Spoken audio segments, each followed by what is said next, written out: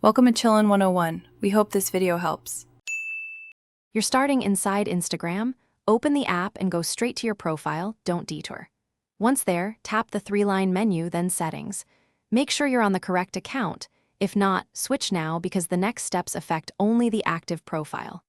You need access to linked accounts listing. This is where Instagram stores WhatsApp associations. Stay patient and follow tap prompts because skipping will leave the link intact and nothing will change. Once in Settings, navigate to Accounts and choose Sharing to other apps or linked accounts depending on your app version. Instagram labels this differently across updates. Scroll to find WhatsApp and tap it to expose connection details and permissions. Here you'll see whether messages, profile sync, or contact sharing is enabled. Take a moment to read each permission. This explains why unlinking is necessary. If Instagram prompts reauthentication, cancel and proceed to unlink first to avoid re-establishing the connection.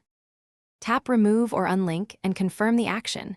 Instagram will revoke WhatsApp's access immediately.